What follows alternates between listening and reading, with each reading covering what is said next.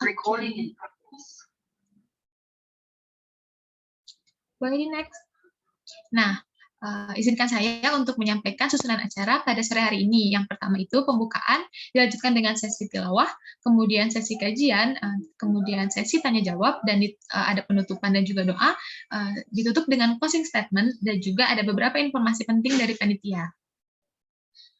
Nah, tentunya ada tata tertib nih dalam kita mengikuti kelas keagamaan Islam 2021, diantaranya yaitu meluruskan niat dan ikhlas karena Allah Subhanahu wa Ta'ala, kemudian menyalakan kamera jika tidak ada halangan, yang ketiga tidak menyalakan mikrofon selama penjabaran materi jika tidak dibutuhkan interaksi dengan pemateri, kemudian memposisikan diri dan menjaga adab, yang kelima menjaga kondusivitas acara dengan tidak melakukan spam di kolom chat dan tidak membuat kegaduhan.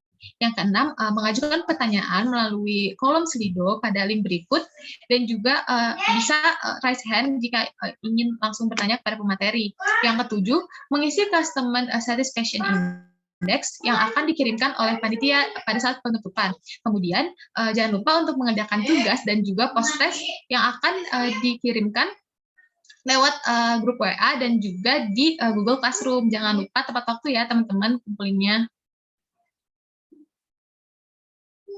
Weddingnya.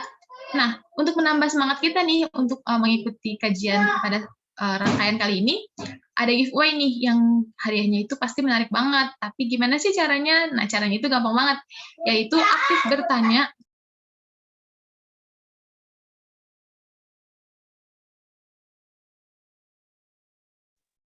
Aktif bertanya dan menanggapi selama acara berlangsung, kemudian mengerjakan dan mengumpulkan post-test dan tugas yang diberikan, dan juga membuat ulasan mengenai acara, kemudian di-post di Instagram, dan jangan lupa tag akun Salam UI, supaya bisa dicek nih sama admin. Ready, next. Oke, untuk menambah keberkahan pada acara kita sore hari ini, kita beranjak nih ke sesi tilawah yang akan disampaikan, yang akan dilantunkan oleh Saudara Jihad Amru. Kepada Saudara Jihad Amru, apakah sudah ada di tempat? Sudah, aduh. Suaranya jelas gak ya? Jelas, Kak. Oke, Insya Allah. Tanpa berlama-lama lagi, kepada Saudara Jihad Amru, waktu dan layar dipersilakan. Oke, bismillahirrahmanirrahim. Assalamualaikum warahmatullahi wabarakatuh. Untuk hari ini saya akan membacakan surah Ar-Rum ayat 20 sampai dengan 22 beserta dengan artinya. A'udzu billahi minasyaitonir rajim.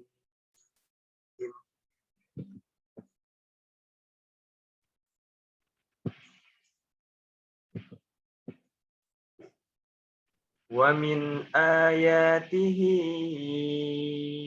an khalaqakum min turabin thumma idza antum basharun tantashirun.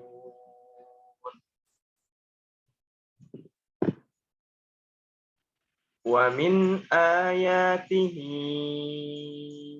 an khalaqa lakum min anfusikum azwaja litaskunu ilaiha wa ja'ala bainakum mawaddatan wa rahmah. Inna fi dzalika laayatin liqaumin yatafakkarun.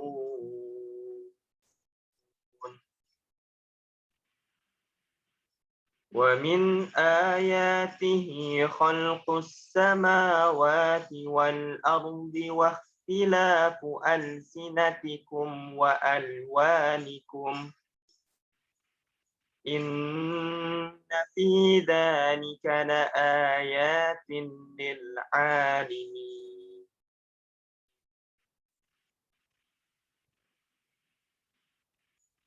Dan di antara tanda-tanda kebesarannya ialah Dia menciptakan kamu dari tanah. Kemudian tiba-tiba kamu menjadi manusia yang berkembang biak. Dan di antara tanda-tanda kebesarannya ialah Dia menciptakan pasangan-pasangan untukmu dari jenismu sendiri agar kamu cenderung dan merasa tentram kepadanya. Dan Dia menjadikan di antaramu rasa kasih dan sayang. Sungguh, pada yang demikian itu benar-benar terdapat tanda-tanda kebesaran Allah bagi kalian yang berpikir. Dan di antara tanda-tanda kebesarannya ialah penciptaan langit dan bumi, perbedaan bahasamu, dan warna kulitmu. Sungguh, pada yang demikian itu benar-benar terdapat tanda-tanda bagi orang-orang yang mengetahui. Maha benar Allah dengan segala firman-Nya. Assalamualaikum warahmatullahi wabarakatuh. Masya Allah. Waalaikumsalam warahmatullahi wabarakatuh. Terima kasih kepada Saudara Amru yang sudah melantunkan kalamullah. Semoga berkah tercurah kepada pembaca dan juga kita semua yang sudah menyimak. Oke, kemudian sebentar lagi kita akan masuk nih ke acara inti di sesi hari ini, yaitu sesi kajian dan juga tanya jawab. Tapi nanti tuh sesi intinya itu akan dipandu oleh moderator kita yang keren banget nih, Masya Allah. Siapa sih moderatornya? Nah, moderator kita hari ini adalah Kak Muhammad Fikri. Nah, Kak Muhammad Fikri ini punya banyak banget nih pengalaman organisasi, pengalaman kerja, dan juga penghargaan yang pernah diraih nih. Di antaranya, Kepala Bidang Syiar UKM Salam UI tahun 2020, Ketua Forum Studi Islam FISIP UI 2019, Ketua Salam periode 5 SMA Negeri 5 Kota Depok, dan Badan Pengurus Harian Forum Studi Islam tahun 2018, dan juga Divisi Kajian Himpunan Mahasiswa Sosiologi tahun 2017, serta Human Capital Depok Student Center. Di tahun 2016, beliau adalah anggota Kesatuan Pelajar Muslim Kota Depok. Pengalaman kerja beliau nih yaitu magang di Dinas Sosial Kota Depok tahun 2019. Nah, penghargaannya juga nggak kalah keren nih. Di tahun 2019, beliau menjuarai Lomba Orasi Salam UI. Di tahun 2018, beliau adalah penerima beasiswa Rumah Peradaban, dan di tahun 2017, beliau meraih juara 3 MTQ di Universitas Indonesia. Nah, pada Kak Muhammad Fikri ini sudah hadir nih bareng-bareng sama kita semua. Halo, Assalamualaikum Kak. Waalaikumsalam warahmatullahi wabarakatuh. Masya Allah, makasih banyak ya Kak di tengah kesibukannya nih mau untuk hadir dan membantu kita semua di sesi kajian pada sore hari ini. Sehat ya Kak, Insya Allah. Alhamdulillah. Supaya nggak berlama-lama nih, langsung aja kita ke sesi inti yang akan dipandu oleh Kak Muhammad Fikri. Kepada Kak Muhammad Fikri, waktu dan layar dipersilahkan. Baik, terima kasih banyak pada Dwi dan panitia semua. Bismillahirrahmanirrahim. Assalamualaikum warahmatullahi wabarakatuh.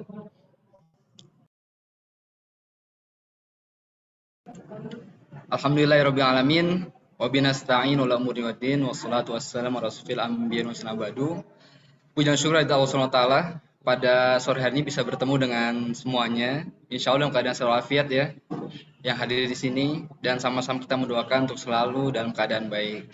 Salam dan salam kepada saudara kita Muhammad Rasulullah SAW. Allahumma sholli wa sallim wa barik alaihi.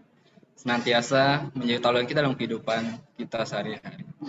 Baik, kepada semuanya, salam kenal. Saya Muhammad Fikri, panggil aja Fikri, selaku moderator pada sore hari ini. Alhamdulillah, pada sore ini kita bahas kelas keilmuan Islam, yang itu lebih dalam lagi terkait dengan kriteria jodoh. Tentunya ketika kita berbicara terkait dengan ini, visinya adalah jangka panjang. Bagaimana bisa bentuk sebuah keluarga yang tahan, atau kita sebutkan ketahanan keluarga dalam berbagai macam kondisi. Nah, tentunya untuk lebih dalam dan lebih asik lagi, kita sudah kedatangan pembicara yang expert dalam bidang ini. Kita sambut aja ya kepada semuanya. Assalamualaikum Bang Tolha atau Kak Tolha, apakah sudah terhubung? Assalamualaikum, halo. Masuk gak sih suaranya? Waalaikumsalam warahmatullahi wabarakatuh. Masuk Kak Tolha.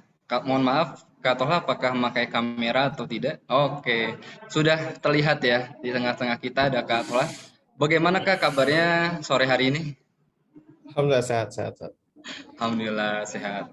Teman-teman semua, pembicara kita pada sore hari ini adalah Kak Tolha Robani ya. Teman-teman bisa lihat portofolio beliau yang sangat luar biasa.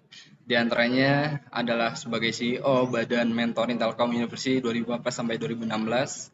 Kemudian SC dalam Pejuang Ramadan Kampus Telkom University 2017. Kemudian selanjutnya ada achievement yang beliau sudah raih tentunya, Misalnya yang pertama ada top 50 ya, Project Swiss Innovation Challenge 2016. Wow, ada beberapa hal lain yang kalau saya bacakan eh, sungguh luar biasa. Tanpa berpanjang-panjang lagi, Kak Tolha, untuk kesempatan ini langsung saya akan serahkan kepada Kak Tolha. Apakah sudah siap, Kak?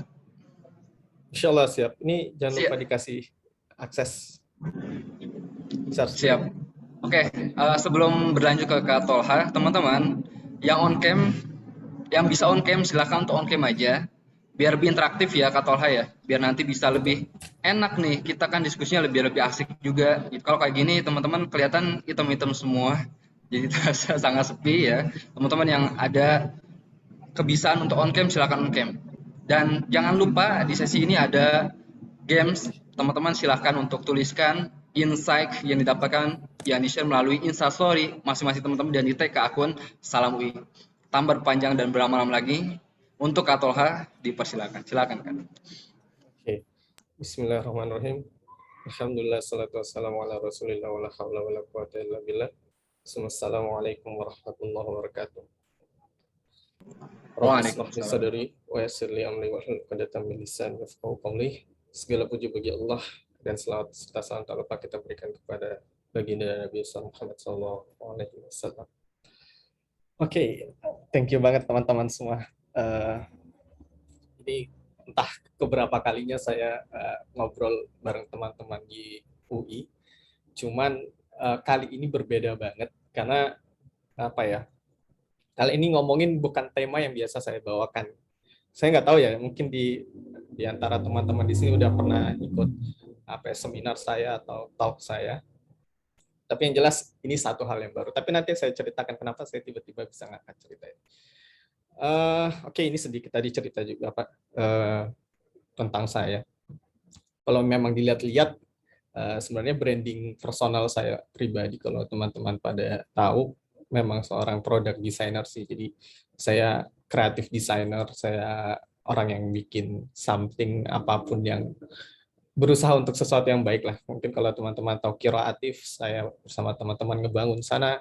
Terus ada beberapa hal lain yang nggak bisa disebutin lah intinya. Gitu. Nah terus kenapa tiba-tiba saya bisa ngebahas terkait pernikahan nih?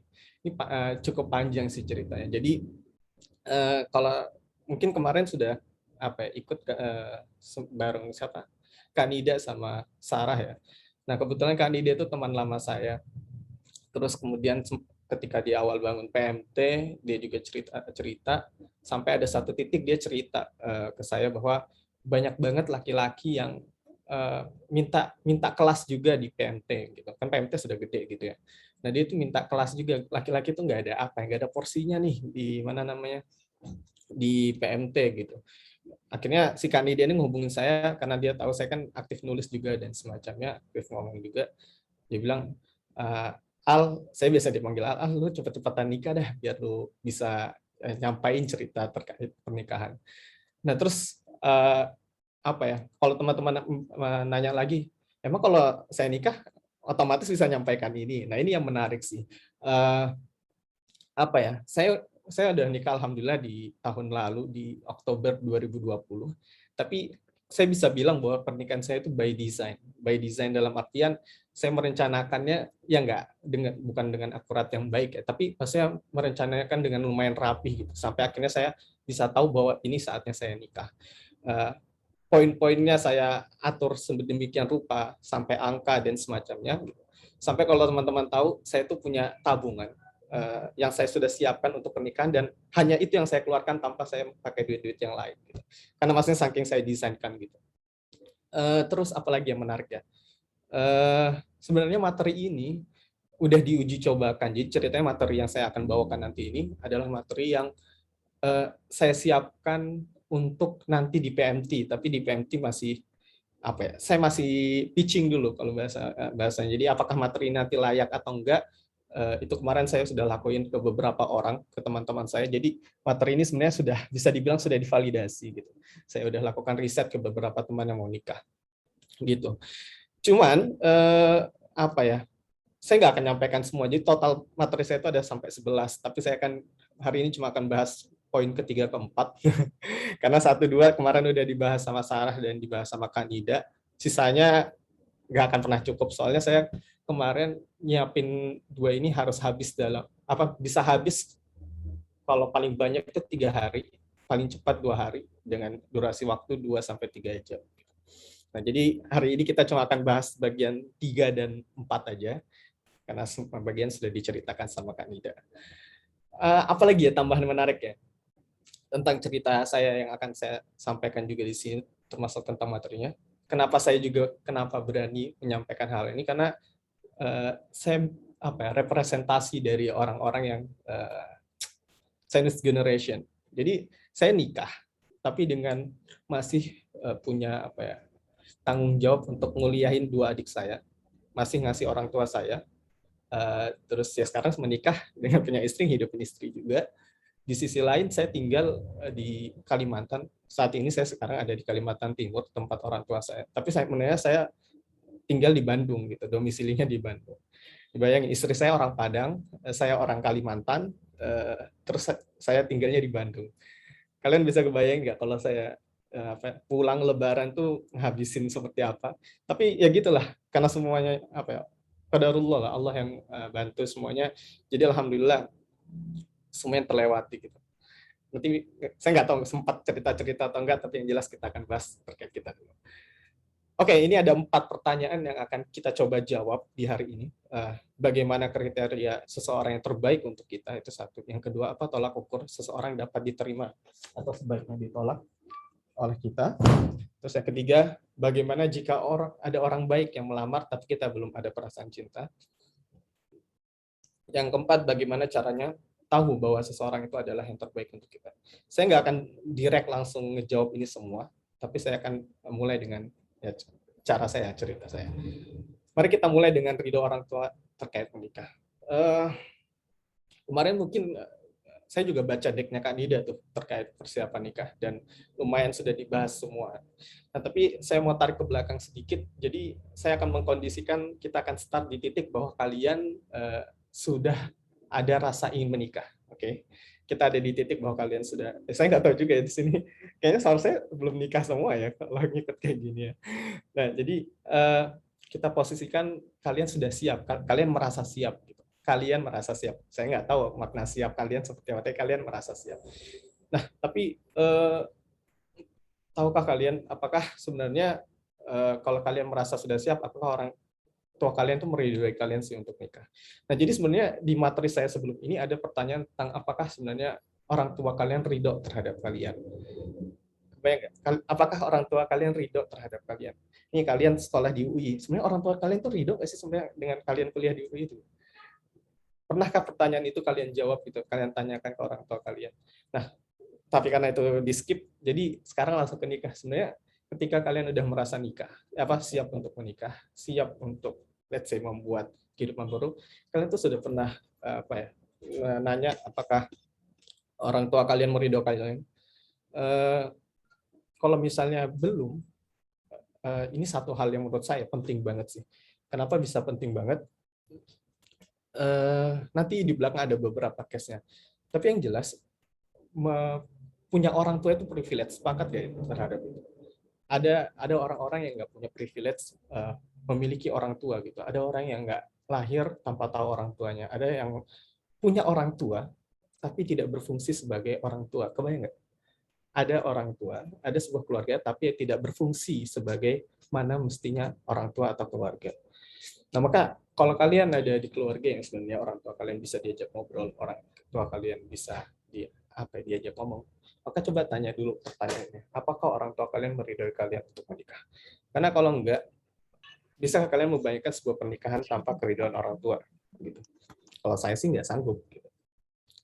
Kalau kalian nanya kenapa penting banget sih? Emang kenapa? Gue apalagi laki-laki ya. Laki-laki tuh nggak ada syarat sama sekali untuk kayak ngomong sama orang tua. Tapi pertanyaannya, bisa nggak sih kita tuh ya nikah aja kalau saya tanpa ridho orang tua? Nah, kalau saya tidak sanggup. Kenapa? Let's say kita kondisikan nauzubillah, kita bayangin kalian ada yang menikah, tapi tidak dengan restu orang tua, tidak dengan ridho orang tua. yang akhirnya kalian menikah. Ini sudah, kalau menurut sebagai saya pribadi, menikah tanpa keridhaan orang tua itu kayak agak-agak make sense gitu. Agak-agak make sense. Kenapa? Ketika kalian melamar aja, masa kalian nggak ada yang ceritain tentang keluarga kalian? Iya nggak? Sampai di titik itu aja.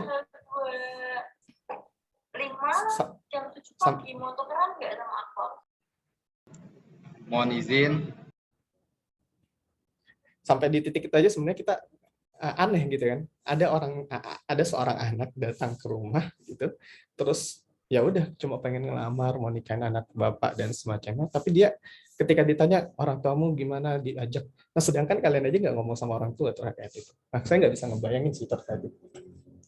Lebih dalam daripada itu, kalian bayangin kalian sudah menikah, terus ya udah lebaran tiba gitu kan, kalian mau pulang kampung, kalian bayangin kalian pulang ke rumah, tapi orang tua kalian tahu bahwa kalian tahu bahwa orang tua kalian tuh nggak suka dengan pernikahan kalian, nggak ridho dengan kalian menikah.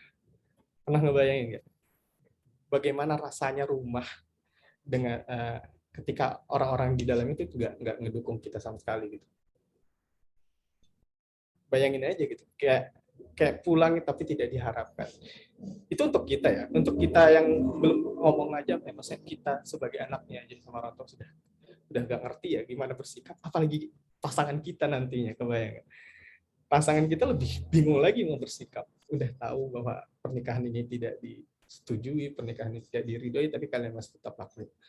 Nah, makanya satu hal yang penting banget, ya kita harus ngomong sama orang tua ketika mau nikah. Ini kita kondisikan ya, kita punya orang tua yang memahami fungsi sebagai orang tua, bisa kita ajak ngobrol orang tua. Karena saya punya teman orang yang orang tuanya itu nggak bisa diajak ngobrol, tidak berfungsi sebagai orang tua lah kasarnya gitu. Nah, jadi ini satu hal bagian penting sih yang menurut saya kadang dilupain, khususnya bagi laki-laki. Pun perempuan juga kadang ngelupain ini. Jadi laki-laki itu kadang merasa mampu, apalagi mungkin ketika siap ada punya dana dan semacamnya, merasa mampu, dia nggak lupa bahwa namanya menikah itu bukan cuma menikahi satu orang gitu, tapi mengenai satu keluarga besar gitu. Ada banyak yang akan berpengaruh dan semacamnya. Jadi ini hal yang pertama yang pengen saya tanamkan dulu sih. Ketika kalian ada merasa mau menikah atau kalian merasa siap untuk menikah, hal yang pertama adalah cari tahu orang tua kalian ridho atau enggak sih. Itu aja dulu.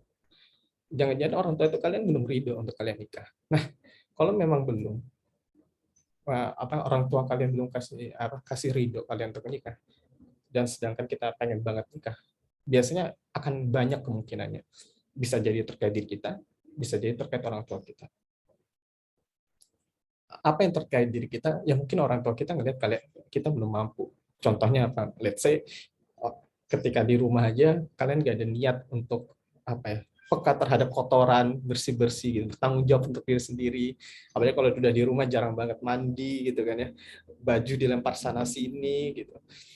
Jadi kayak ya orang tua akan ngelihat emang serius nih anak ini mau nikahin anak orang gitu, sedangkan dia sendiri mengurus kehidupannya aja belum becus nih, tapi sudah mau mengurus anak orang gitu. Bisa jadi orang tua kita merasa gitu kan, akhirnya orang tua kita merasa jangan dulu deh nikah gitu.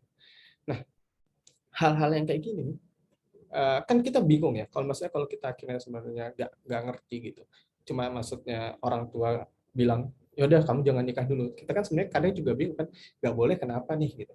Maka sebenarnya itulah salah satu hal yang penting terkait langkah-langkah sebelum menuju pernikahan itu ngobrol sama orang tua, itu udah paling pertama lah bagi saya.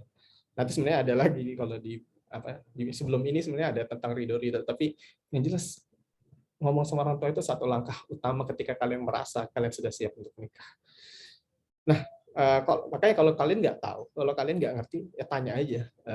Ketika maksudnya dibanding lu meraba-raba, daripada kalian merasa bahwa, aduh, kok nggak hati itu nggak terbuka ya untuk mau ini, makanya tanya aja, Bu, sebenarnya Ibu ridho nggak sih kalau saya nikah?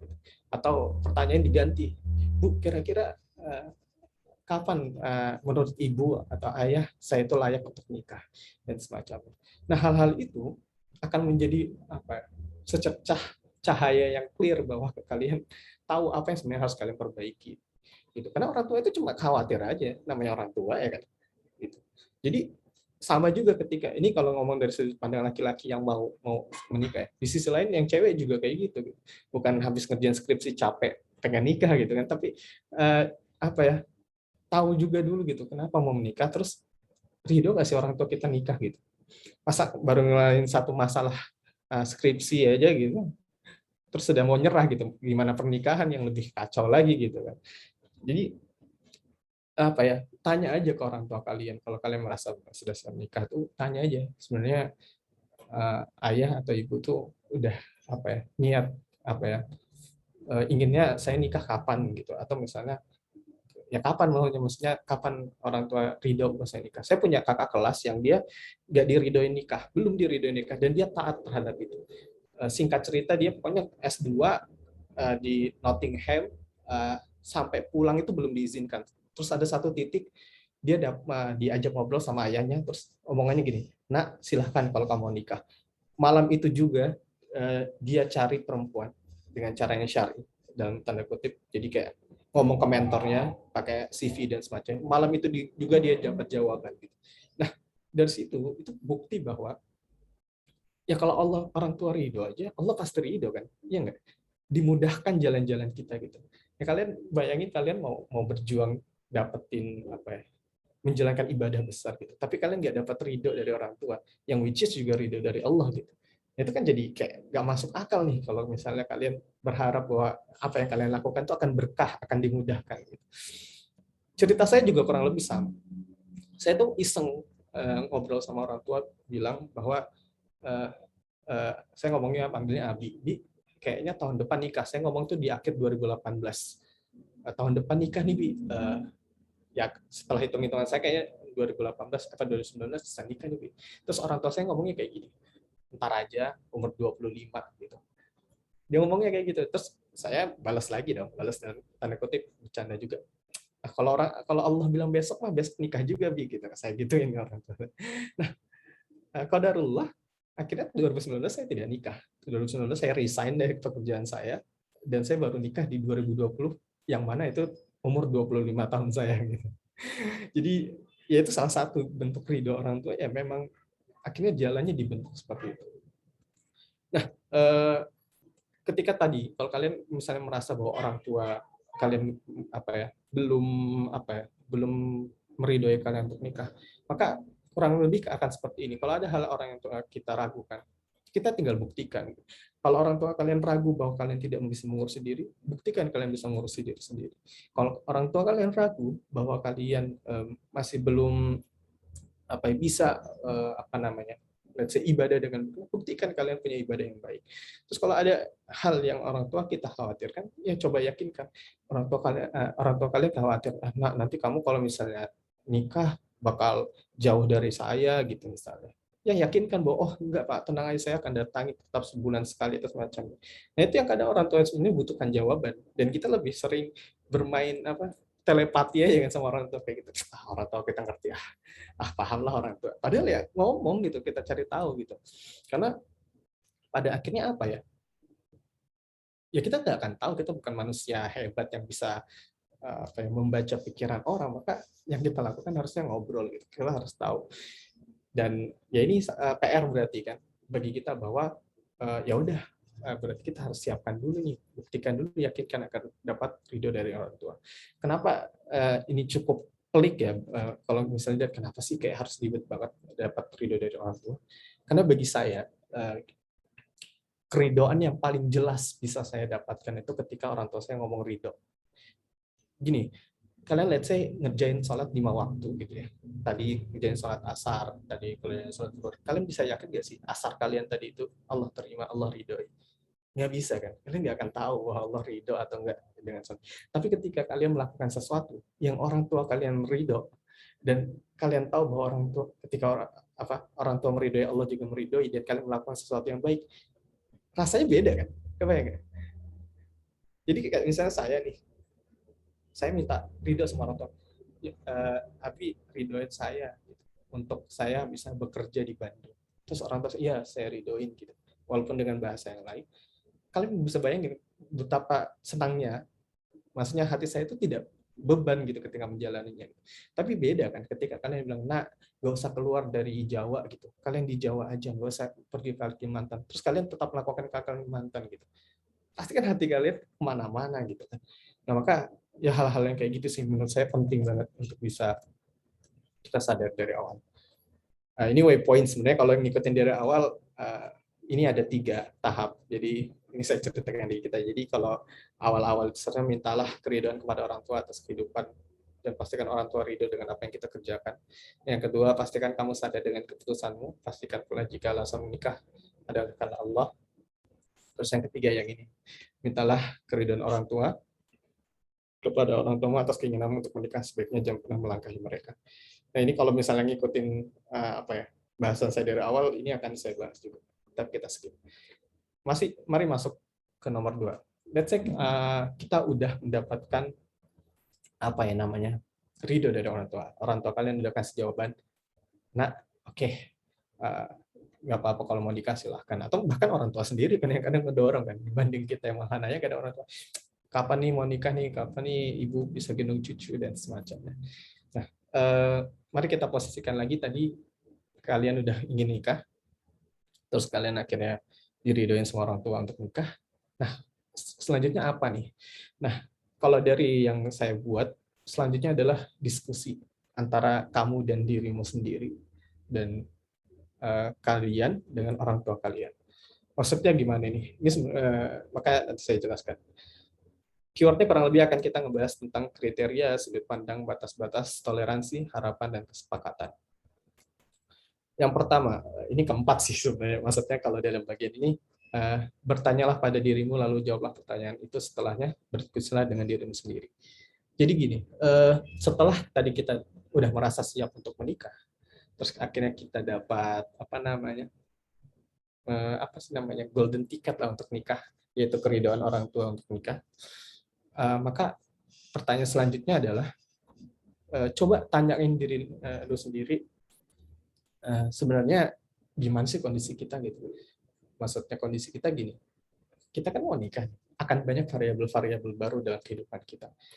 Tapi biar kita tahu bahwa variabel-variabel baru nanti itu cocok dengan kita itu seperti apa, maka yang perlu kita lakukan adalah evaluasi diri dulu kan. Bagaimana kondisi kita saat ini? Maka coba tanyakan dulu pertanyaan-pertanyaan kepada diri kita sendiri terkait apapun, khususnya tentang kriteria. Misalnya bagaimana kondisi diriku saat ini gitu. Maksudnya kondisi saat ini apa? Bisa macam-macam. Oh, sholat saya masih bolong-bolong misalnya. Oh, saya masih belum menjalankan sunnah misalnya. Terus misalnya saya masih belum memahami fikih munakahat, fikih pernikahan gitu. Terus saya belum memahami tentang fikih-fikih ibadah misalnya. Nah, hal-hal kayak gitu itu kan untuk bisa kita tahu bahwa fondasi kita, posisi kita tuh ada di mana. Banyak lagi pertanyaan, seperti apa sebenarnya kita yang aku bayangkan, kondisi seperti apa yang sanggup aku terima, hal apa yang tak boleh ada pada dirinya. Apakah diriku siap dengan konsekuensi ekspektasi sendiri gitu. Maksudnya ketika kita berekspektasi punya misalnya let's say pasangan yang cakep gitu, siap nggak kita dengan konsekuensi bahwa nanti misalnya kita harus ngebayarin skincare-nya gitu. Kita siap untuk misalnya kalau dia dilihat orang dilirik misalnya dan semacam, siap nggak dengan konsekuensi itu. Atau misalnya dengan dokter, nikah dengan dokter yang which is dia akan yang melayani banyak pasien umum dan jarang waktu sama kita misalnya, siap nggak dengan konsekuensi itu. Terus ya udah, itu semua coba tanya ke dalam diri kalian. Pertanyaannya apa saja, saya nggak bisa bilang bahwa pertanyaan harus A, B, C, D. Tapi yang jelas gini, kita semua itu punya kondisi yang berbeda-beda. Maka coba tanya dengan jujur pada diri kalian sendiri. Sebenarnya kalian itu seperti apa sekarang? Intinya sekarang itu kalian seperti apa? Apa kekurangan kalian? Apa yang kalian butuhkan dan semacamnya. Nah, ketika nanti kalian nikah gitu, sebenarnya kalian itu butuh yang seperti apa sih? Ya seidealnya dulu aja gitu. Sesadarnya kalian bahwa sebenarnya saya itu butuh orang yang bakal harus aneh gitu. Kalau nggak A, saya nggak akan bisa gitu. Maka salah satu pertanyaan yang paling penting itu kayak kriteria seperti apa, orang yang seperti apa yang saya sanggup hidup seumur hidup bersamanya. Misalnya gini, saya orang yang bersih banget gitu, saya nggak bisa melihat berantakan barang. Maka ketika saya ketemu orang yang berantakan gitu misalnya, saya nggak bisa hidup apa ya gini, bisa hidup tapi kan dengan gerutu-gerutu terus kan, ini berantakan ini gitu kan. Tapi sebenarnya kalau misalnya kita dari awal bisa menghindari itu, maka ya udah coba aja kita memang cari orang yang tidak berantakan. Nah, hal-hal kayak gini itu biar kita tahu kriteria yang paling cocok adalah ya tanya dulu diri kita. Maka sebenarnya kalau kalian apa ya mau tahu kunci dari apa ya, kunci dari kita mau mempersiapkan pernikahan itu coba fokusnya ke diri sendiri. Kalian pasti sering dengar orang-orang bilang bahwa selesai dengan diri lu sendiri gitu. Nah, makna selesai ini kan kadang membingungkan bagi sebagian orang. Nah, bagi saya itu selesai dengan diri sendiri itu simpel. Orang tua kita ngeridoin, ya tadi ya, orang tua ngeridoin kita menikah, kita tahu apa yang kita butuhkan, itu namanya selesai dengan diri sendiri. Kita tahu kehidupan kita ini berjalan ke arah mana gitu. Kalau misalnya kalian tadi, kalau di bahasan kalian siap nikah, punya keinginan nikah, tapi karena teman-teman pada nikah, menurut saya itu belum selesai dengan sendiri-sendiri, walaupun kalian punya duit dengan banyak lah gitu. Ya kalian nggak bisa dibilang selesai dengan diri sendiri menurut saya, karena kalian punya tujuan, punya keputusan yang diambil bukan karena desire kalian. Kalian ngambil keputusan itu oleh ketakutan kalian, kecemasan kalian. Bisa dibayangkan nggak sih? Jadi kayak namanya hidup itu, ketakutan, kecemasan, kekhawatiran itu kayak teman gitu. Setiap lu menyelesaikan satu permasalahan, satu urusan, ada kekhawatiran baru, ada keresahan baru. Kalian sekarang kuliah, nanti habis kuliah kalian bingung gimana cari kerja. Nanti kalau udah punya cari kerja, gimana dapat pekerjaan yang lebih baik gitu. Nanti cemas lagi dan semacamnya, sampai itu nggak akan habis gitu. Karena memang seperti itu. Nah, kalau kalian hidup menentukan pilihan-pilihan hidup kalian didasarkan oleh kecemasan, kekhawatiran tadi, ya kalian akan hidup di ombang-ambing aja gitu. Oh, orang-orang pada nikah, saya pengen nikah. Orang-orang udah punya anak, saya pengen punya anak, dan semacamnya. Nggak kayak gitu gitu. Kita harus hidup di atas desire kita gitu. Kesadaran kita bahwa kita memilih jalan A, jalan B. Karena setiap hal itu pasti ada konsekuensi dan tanggung jawab yang diambil gitu. Dan yang akan bertanggung jawab atas pilihan hidup kita itu kita sendiri gitu, bukan orang lain. Maka ya udah, sama halnya dengan pernikahan ini. Coba tanya di diri kalian dulu. Jadi sebenarnya apa sih yang kalian butuhkan? Kriterianya itu kayak gimana? Dan itu bertanyanya bukan kayak ngeliat, oh ini orang cantik dan semacam, bukan. Tapi tanya diri kalian, kalian bisa nggak sih hidup dengan orang yang kayak gitu? Kalian bisa nggak sih hidup dengan orang yang seperti A, seperti B, dan semacamnya? Bisa nggak dengan itu? Nah, kalau di awal sebelum ini sebenarnya saya akan ngebahas bahwa sudut pandang kita tuh harus harus akhirat gitu. Maksudnya akhirat tuh ketika kita milih sesuatu itu ada fungsi ibadah di sana. Maksudnya saya milih orang yang kayak gini biar saya lebih baik ibadahnya, apapun ibadah itu gitu. Jadi intinya di sini saya cuma pengen kasih tahu kalian, coba tanya sama diri kalian ketika kalian sudah merasa kalian sudah siap nikah dan dapat ridho. Tanya diri kalian masing-masing, jujur dengan diri kalian, sebenarnya apa yang kalian butuhkan, apa sebenarnya yang kalian sukai dan apa yang kalian butuhkan, mana yang kalian nggak sukai, mana sebenarnya yang kalian benar-benar harus miliki dan semacamnya. Nah, ini satu hal yang harus dicatat, jangan pernah memikirkan satu orang pun dalam proses.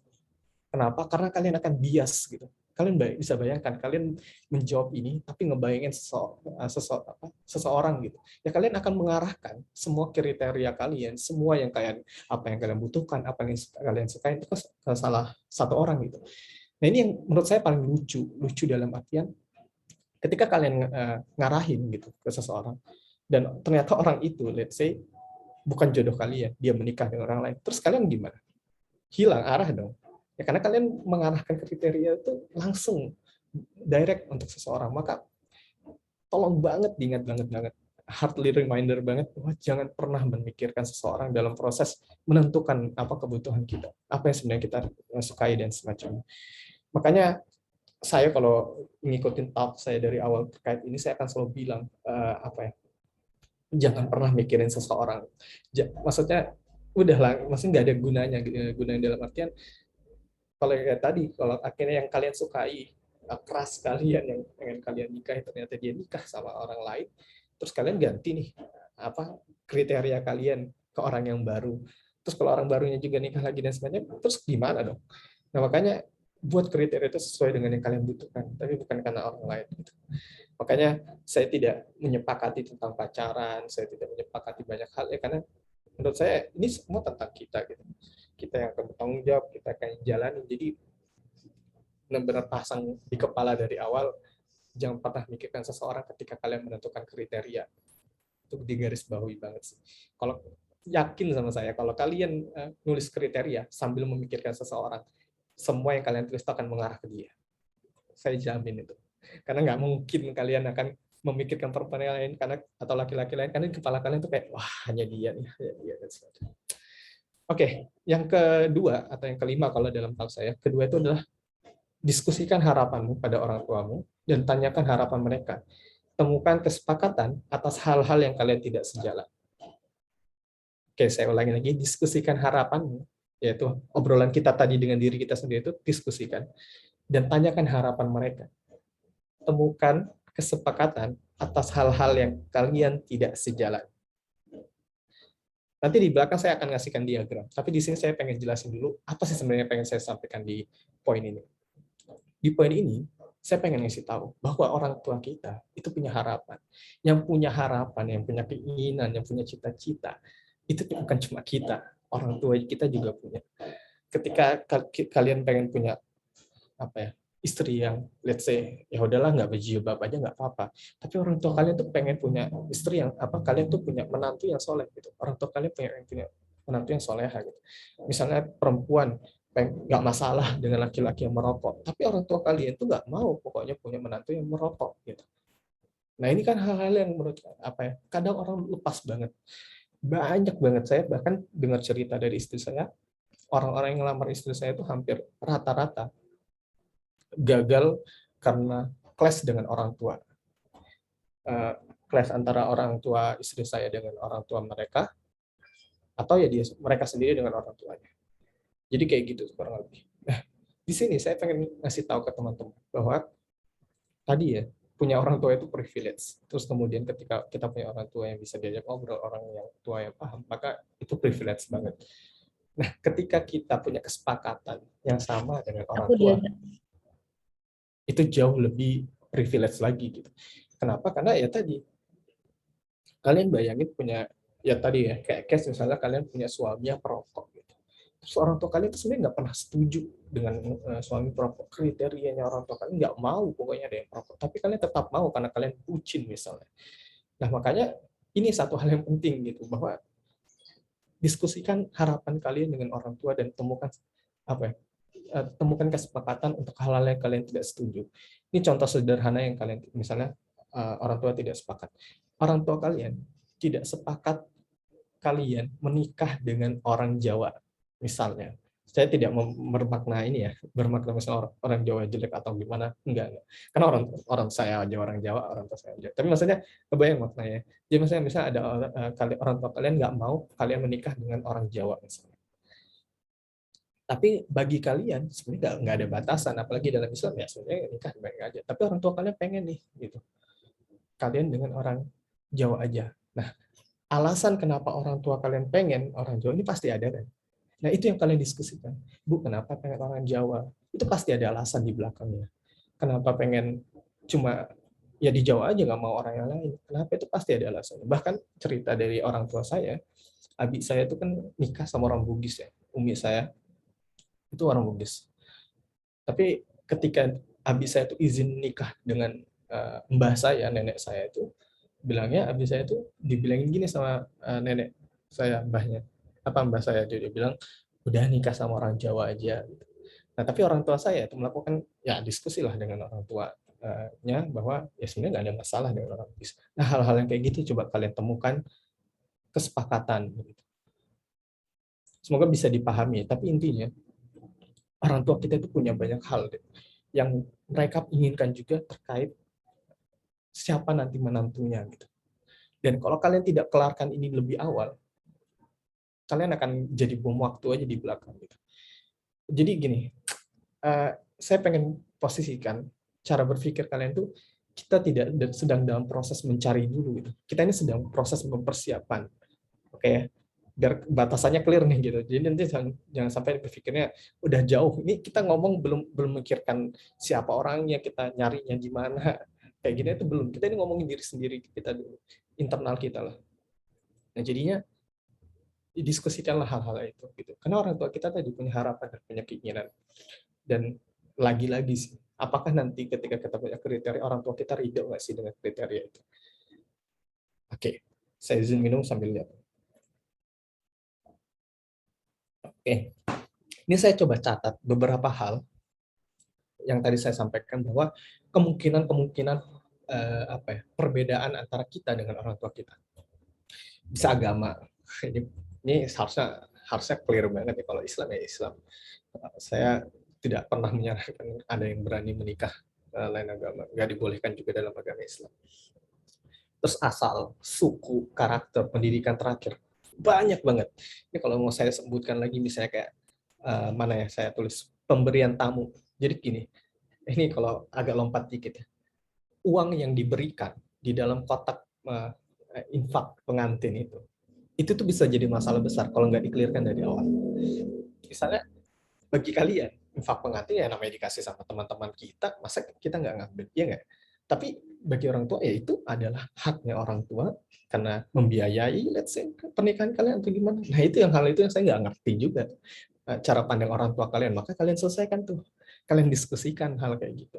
Jadi ketika kita ngomong di sini tuh, itu banyak banget sebenarnya yang harus kita selesaikan dalam diri kita ya. Apalagi kalau kita orang yang muluk gitu. Saya kebetulan bukan orang yang muluk gitu. Saya sampai bilang ke mertua saya waktu sebelum jadi mertua, di CV saya nulis gini, walaupun saya harus menikah di KUA, itu tidak masalah bagi saya. Dan orang tua saya meridhoi ketika walaupun saya harus menikah di KUA.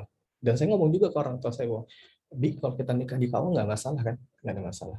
By the way, saya kehilangan ibu di tahun 2016. Jadi diskusi saya lebih intens sama abi saya gitu. Jadi ibu saya meninggal di tahun 2016 gitu. Nah, jadi yang di sini tuh akan banyak banget kayak biaya pernikahan contohnya. Dengan gini, saya alhamdulillah atas izin Allah saya menikah tidak dengan biaya orang tua. Ya makanya Masya Allah banget ya, itulah namanya pernikahan tuh. Saya masih nguliahin adik saya gitu. Saya di perantauan, saya ngasih orang tua, tapi saya masih bisa menghidupi membiayai pernikahan saya sendiri. Dan saya menikahi anak seorang polisi dan seorang dokter kepala puskesmas. Alhamdulillah. Nah, bisa kalian bayangkan nggak biaya pernikahan seperti apa yang sebenarnya harus disiapkan? Apalagi orang Minang nih, orang Padang. Saya jalan kemana namanya, ke Padang aja dari Bandung ataupun dari Balikpapan harus transit dari Bandung harus ke Jakarta dulu baru bisa ke Padang. Jadi biaya pernikahan ini bisa jadi masalah besar. Teman saya ada yang dia bilang gini, saya nggak mau banget dibiayain sama orang tua karena takutnya terlalu banyak intervensi di dalamnya. Saya setuju juga terhadap itu. Cuman kita nggak tahu namanya orang tua. Ada orang tua yang pokoknya siap membantu dan tidak ada syarat khusus, pokoknya orang tua kalian memang siap bantu aja. Nah hal-hal kayak gitu itu harus diselesaikan dengan diskusi sama orang tua gitu. Hal-hal banyak banget yang bisa dibahas. Makanya saya termasuk orang yang nggak ribetin biar saya nggak terlalu banyak obrolan ini gitu, obrolan tentang konsep acara dan semacamnya, karena saya udah naruh posisinya di bawah banget, yaitu posisinya adalah saya nikah di KUA aja nggak ada masalah, berarti kan saya nggak perlu obrolin tentang ini kan. Dan orang tua saya juga setuju, ya udah hilanglah semua pembicaraan kayak tamu undangan, konsep acara dan semacamnya. Nah tapi ingat ya di sini yang kita yang kita pikirkan itu, yang kita bisa jadi kita ngerasa bahwa orang tua kita bakal terima nih orang kayak gini. Nah itu kita belum tentu gitu. Jadi makanya ingat lagi tadi kata-katanya, selalu ada alasan untuk setiap pilihan, selalu ada cerita di balik setiap nasihat. Maka berbicara, diskusikan, maka ngomong gitu. Gimana sih nanti dan semacam itu diomongin. Saya pengen ngasih notes juga di sini bahwa kalau nggak salah di sini, belum, bahwa ini tuh baru obrolan kita sama orang tua kita loh. Coba dipahami banget. Kita baru akan ngomongin tentang suku, tamu undangan, pemberian tamu dan semacam itu bersama kita dan orang tua kita. Bayangkan kalian sama orang tua kalian urusan kayak gini belum kelar, terus kalian maju ke wali seorang perempuan, ini khusus banget laki-laki sih, dan bayangkan keributan itu gitu. Ini aja, di misalnya kalian, ini orang tua kalian, ini belum kelar, terus datang lagi walinya perempuan yang juga banyak maunya, pengennya sesuatu dan semacamnya. Kalian bisa bayangkan nggak keramaian keributan itu? Keributan dalam tanda kutip, yang maksudnya kalian sama orang tua kalian aja akan ribet, belum kelar, tapi kalian sendiri mau nambah mau ngambil variabel dari orang tua mereka. Maka kelarinlah diskusi ini, kelarin dulu obrolan, biar kalian datang ke wali orang tua kalian, itu clear gitu. Termasuk juga yang perempuan, ini paling sering juga perempuan kadang apa ya, nerima laki-laki tapi sebenarnya tidak tahu sebenarnya orang tuanya itu butuhnya seperti apa, dan itu jadi bom waktu gitu. Teman saya, adik kelas saya itu nikah. Waktu pertama kali awal-awal perjalanan menuju nikah itu, ya dia tertarik dan semacamnya. Tapi ternyata di titik dia ketemu sama si perempuan di rumahnya gitu, silaturahmi pertama itu, ternyata orang tuanya minta angka yang lumayan besar gitu untuk acara dan semacamnya. Adik kelas saya tuh ngomong ke saya, Kak, saya nggak ngerti nih kayak gimana nih, dia minta, saya nggak kuat deh kayak gini kalau misalnya akan dilanjutkan, kalau misalnya permintaan mas gitu. Itu alat tuh akhirnya obrolannya tuh. Nah tapi di sisi itu, ya ini yang menurut saya maksudnya itu bisa dicegah andai kata si perempuan, si anak perempuan tadi itu bisa nyampaikan lebih awal sebelum adik kelas saya, laki-laki yang adik kelas saya ini datangi rumahnya gitu. Jadi udah siap mentalnya, udah ngerti, oh ini cocok nih sama aku. Karena kalau akhirnya sudah kayak gitu kan jadi ribet, dia alot banget gitu. Jadi sampai melibatkan kakak, gimana ya? Si perempuan ini yang didatang ini punya kakak. Nah si adik kelas saya yang laki-laki ini sampai minta bantuan kakaknya calon dia gitu untuk bisa diskusikan dengan orang tuanya biar jangan ditinggiin lagi atau gimana, saya nggak ngerti. Tapi alhamdulillah sekarang udah nikah. Cuman di situ bisa jadi pelajaran bahwa andai kan perempuan juga ngobrolin semua hal tentang ini, diobrolin semuanya, ngerti apa yang dia butuhkan, apa ngerti orang tua kalian butuhkan. Ketika kalian ketemu ada orang apa laki-laki tiba-tiba ngomong ke kalian, saya tertarik dengan Anda, saya pengen menikahi Anda, dan kalian lihat profilnya tidak cocok dengan kalian, kalian nggak perlu lanjut apa terima gitu loh. Karena kan udah nggak sesuai gitu, ngapain kalian lanjutkan lagi ke belakang kalau misalnya profilnya nggak cocok. Ini yang kadang perempuan tuh, mohon maaf juga ya, mas, kadang ya udah karena merasa wah ada yang suka dengan gue nih, ada yang tertarik sama saya nih, saya terima nih dengan tangan lapang orang-orang. Padahal ya tadi belum tentu tuh cocok sama kita dan semacamnya. Ini juga sudah pernah saya validasi ke istri saya, jadi saya tidak asal ngomong. Tapi intinya kadang-kadang perempuan juga lupa untuk ngomong itu. Jadi pengen nikah, tapi sebenarnya belum pernah diskusi sama orang tuanya. Nah ini contoh diagram yang saya gambarkan. Misalnya saya gitu atau kalian lah, ini anaknya kalian lah. Kalian tuh punya apa namanya, keinginan tuh bentuknya kotak, oke? Nah orang tua kalian punya keinginan tuh bentuknya segitiga. Maka gimana caranya segitiga dan kotak ini bisa bersatu dengan bulat? Ini lagi-lagi not to remember-nya, sepakati hal-hal yang masih berseberangan dengan orang tua, termasuk yang memicu kemungkinan gesekan ke depannya. Ya kayak tadi misalnya orang tua kalian pengennya kalian tinggal dekat satu kota, tapi kalian malah nggak satu kota, itu kan jadi masalah. Jadinya coba selesaikan tuh, coba di-clearkan, diobrolnya supaya dapat kesepakatan ini. Kalau lebih jauh daripada itu, nanti akhirnya obrolan kalian atau diskusi kalian tuh akan menghasilkan 3 bagian besar. Ini setelah saya saya ideasi sendiri, kurang lebih akan ada 3 hal besar. Pertama, kriteria utama, tidak ada toleransi di dalamnya. Kalau penjelasannya adalah must have gitu, kayak something you can live without. Hal-hal yang harus ada pada diri seseorang, nggak boleh nggak ada, yang menyebabkan orang tua nggak ridho jika tidak ada. Kurang lebih itu bentuknya kayak gini. Ini hal-hal yang kita sepakati sama orang tua kita. Let's say kita sepakat bahwa kita akan cari dokter. Orang tua kalian juga nggak masalah, pengen juga cari dokter. Dan kalian memang maunya cuma dokter misalnya. Ya udah, itu hal yang nggak ada toleransi. Semua yang bukan dokter, ya lu nggak akan terima. Karena itu tidak ada toleransi di dalamnya. Kebayang nggak? Saya maunya istri yang berjilbab. Nggak berjilbab, ya udah. saya nggak akan mau ambil. Saya mau laki-laki yang nggak perokok. Itu clear, udah nggak bisa saya hidup dengan laki-laki yang perokok. Selesai gitu, nggak perlu. Jadi gini, nanti ketika kalian nyari kriteria kalian yang mana cocok atau enggak, masukin dulu aja ke ruangan ini gitu. Lolos nggak nih kriteria utamanya gitu. Hal-hal yang kalian nggak bisa toleransi. Nah, ini kalau kalian tanya, gimana saya tahu nih kriteria utama saya? Ya tadi, ngobrol di sini, ngobrol dengan diri kalian, ngobrol dengan orang tua kalian, dan temukan bagian ini kriteria utamanya. Hal-hal yang kalian sepakati sama orang tua, bahwa orang tua juga, kalau misalnya nggak ada itu di diri menantunya, dia akan nggak ridho gitu sama kita. Maka kriteria utama ini kalian harus punya. Biasanya kriteria utama ini ya tadi yang hasil obrolan kalian dengan orang tua dan kalian juga sepakat terhadap. Yang kedua, kriteria khusus diprioritaskan, should have, ekspektasi atau harapan kita. Sesuatu yang penting tapi tidak vital. Hal-hal yang rasanya spark joy kalau ada dan orang tua juga mendukung. Nih, hijau dan biru ini hal-hal yang sebenarnya bisa kita toleransi. Jadi gini, dalam menentukan kriteria itu cuma ada dua hal kategori besar.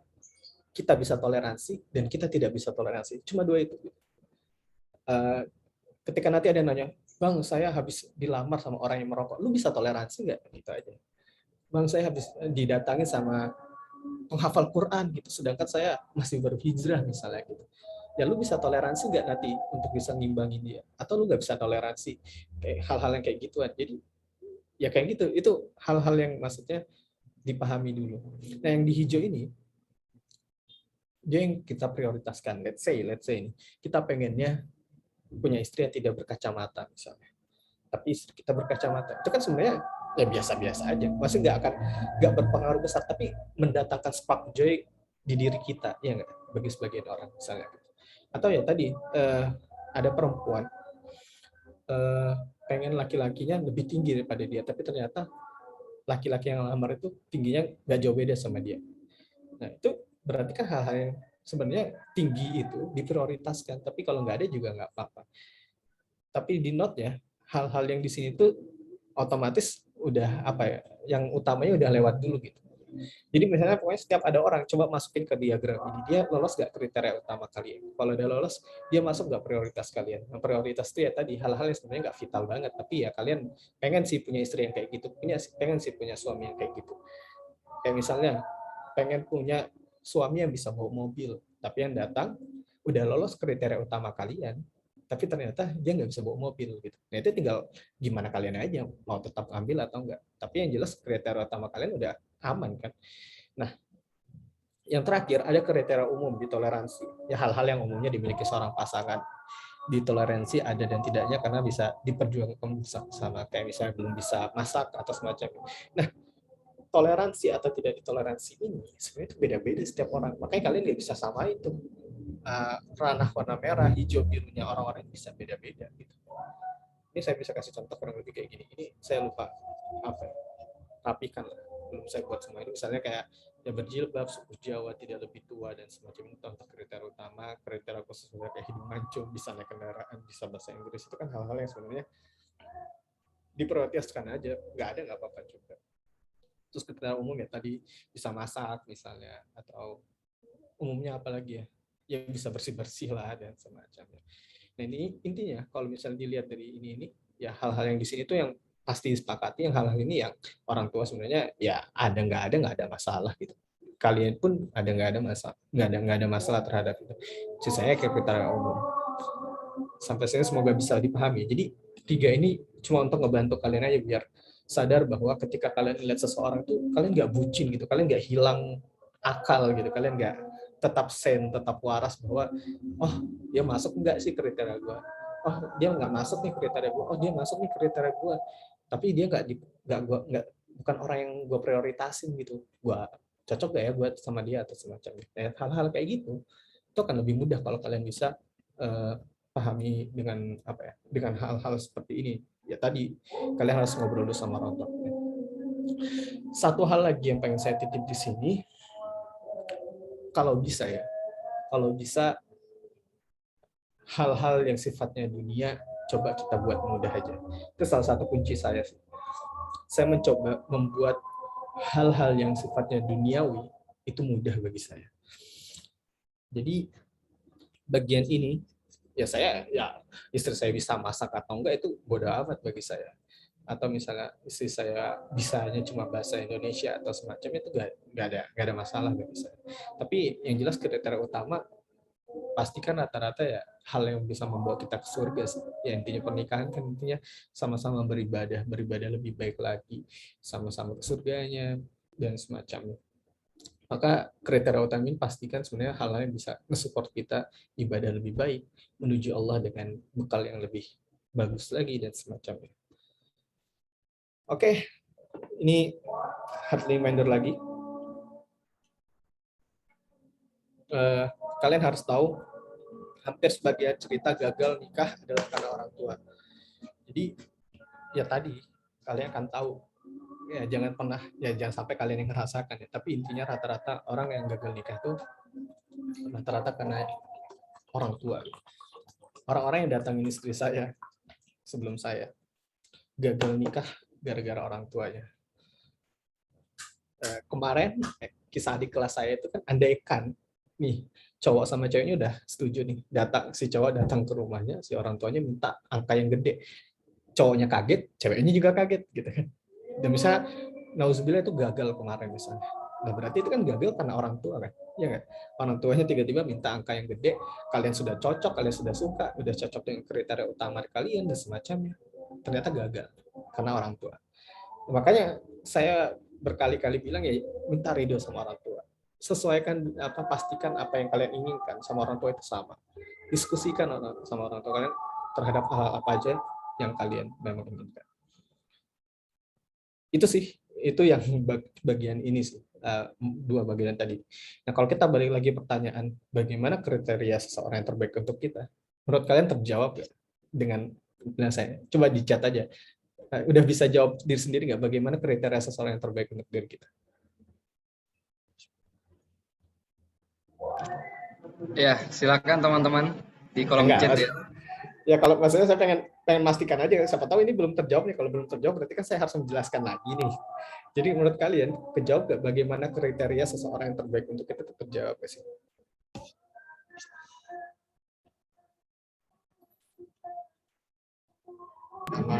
Aman. Yang lain? Yang terjawab.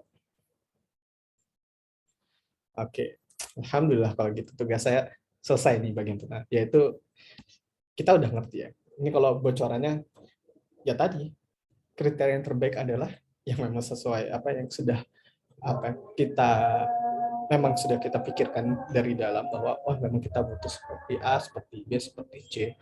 Terus kita udah ngobrol sama orang tua dan orang tua udah ridho terhadap itu. Terus satu hal juga yang saya lupa tadi nyampaikan, ketika kita ngomongin kriteria itu bebas banget. Ada yang mau pengennya dikasih mahar 2 miliar misalnya, nggak ada yang salah. Itu kriteria.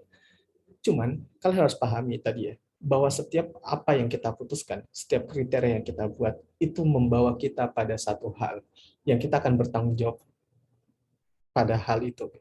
Ketika kalian misalnya mau cari spesifik banget nih, dokter orang Jawa, putih, tinggi, 178 misalnya kayak gitu, maka ruangnya itu akan semakin sempit gitu. Dan ketika kalian mengambil kriteria itu, apakah salah gitu orang mulut? Nggak ada yang salah. Makanya kemarin ada yang ribut-ribut tuh ngomongin gaji, saya pengen punya suami gaji 20 juta. Silahkan, nggak ada yang ngelarang gitu. Itu diperbolehkan banget gitu. Nggak ada yang salah terhadap hal itu. Cuman ya tadi setiap kriteria itu punya konsekuensi gitu.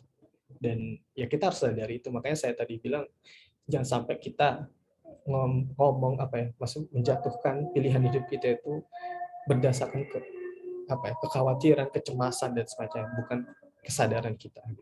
Dan sebagai baik kriteria ya kalau kalian misalnya dengar mungkin dari Kak Nida atau Sarah adalah ya tadi yang Allah sebutkan dalam syariatnya gitu ya, kita pilihkan agama yang baik dan semacamnya. Terus yang kedua, apakah tolak ukur seorang dapat diterima atau sebaiknya ditolak? Apakah sebenarnya sudah terjawab? Menurut kalian sudah terjawab atau enggak?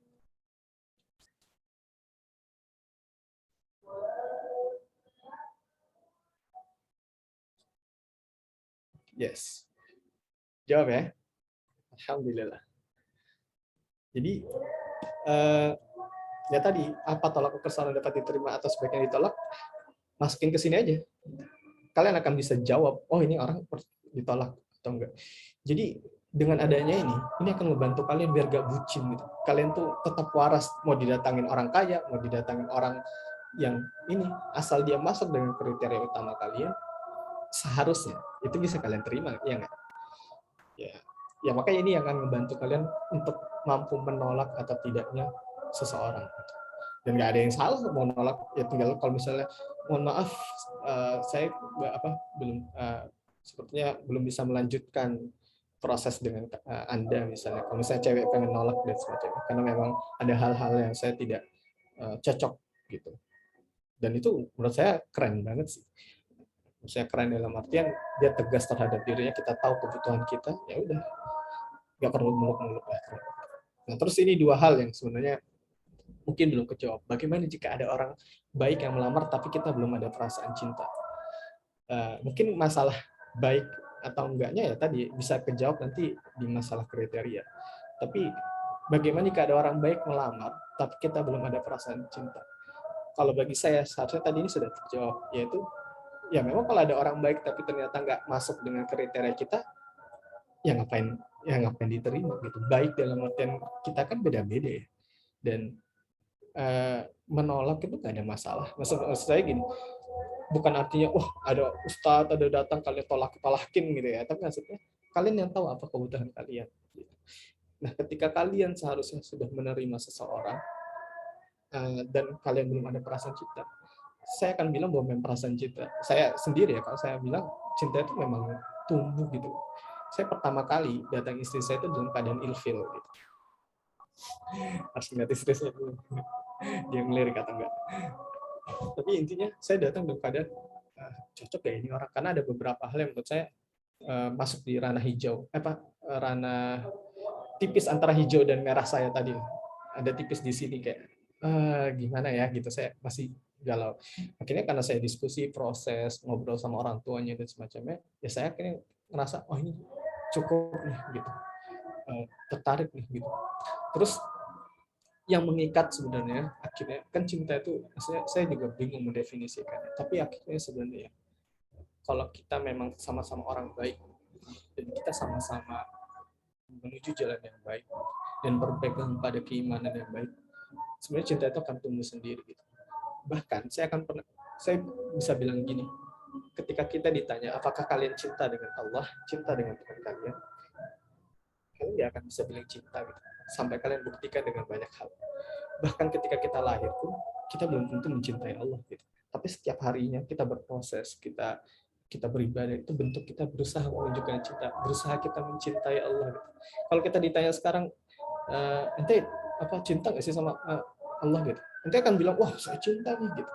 Tapi apa nih bukti dengan semua cinta itu gitu, ya kan?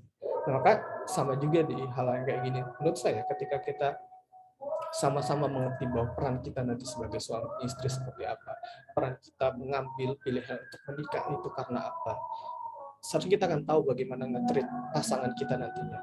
Cinta itu akan tumbuh gitu. Saya pun juga nggak ngerasa, misalnya awal-awal istri saya itu juga maksudnya saya baru ketemu pertama kali melihat wajah istri saya itu ketika saya ngelamar dia aja. Sisanya saya nggak pernah ketemu secara langsung. Jadi ya dia akan tumbuh, apalagi disemai dengan keimanan, disemai dengan tanggung jawab masing-masing dan sebagainya, itu akan tumbuh. Jadi kalau pertanyaan bagaimana jika ada orang baik yang melamar, ya baik tadi akan kita sesuaikan dulu dengan kriteria tadi ya. Tapi kalau tentang perasaan cinta, dia akan tumbuh sih. Dan kalian akan merasakannya sendiri bahwa gini, kalau Allah udah memudahkan, kalau Allah udah melancarkan proses kita pernikahan sampai akhirnya kita akad itu, pasti ada satu hal yang baik yang Allah memilihkan orang itu. Dan ya tadi, kalau kita juga yakin, pasti nanti kalau memang Allah itu nggak ngeridoi pernikahan kita, proses ketika lamaran bisa aja gagal, pas proses akad nggak jadi gitu, bisa aja gitu. Tapi ketika Allah memudahkan semua urusan kita ada ngerasa sendiri bahwa Allah memudahkan proses ini.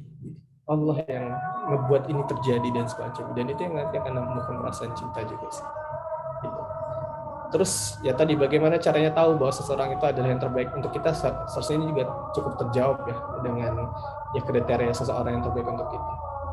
Karena untuk tahu dia terbaik atau enggak, ya kalau menurut saya lihat diri kita sendiri gitu. Karena bisa jadi semua orang ngomong dia terbaik gitu, tapi ketika dipindahkan ke bersamai dengan kita ternyata itu tidak sesuai ekspektasi. Ibaratnya gini, ada orang punya Lamborghini, dia bahagia. Ketika Lamborghini-nya dipindahkan ke saya gitu, apakah saya akan bahagia? Belum tentu. Saya mikirin bayar pajaknya gimana, saya parkir Lamborghini-nya di mana gitu kan. Nah, maka nanti makna terbaik ini juga akhirnya apa ya? Kalau dari sisi manusia kita, ikhtiar kita, ya kita yang nentuin dengan kebutuhan kita masing-masing.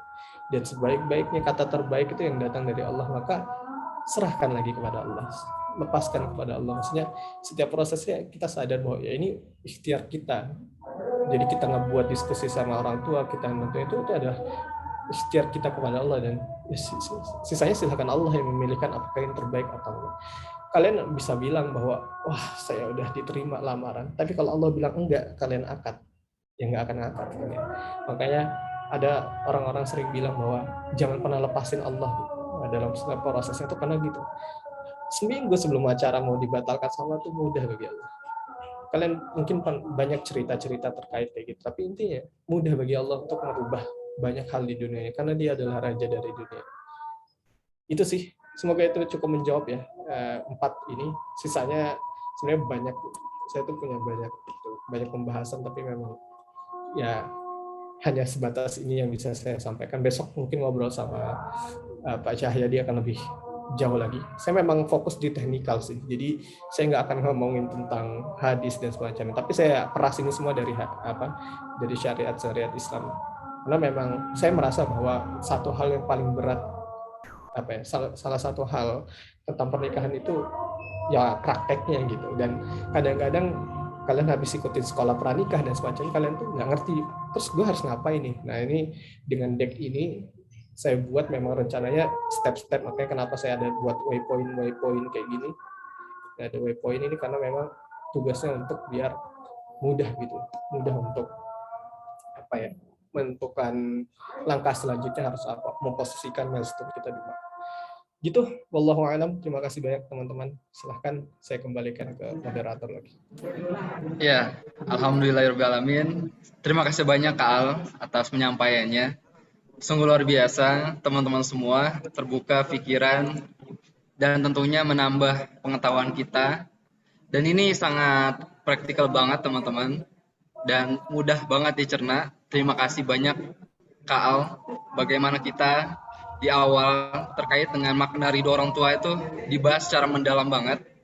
Bagaimana kita bertanya terhadap diri kita tentang kesiapan dan perencanaan dan seterusnya itu dalam juga.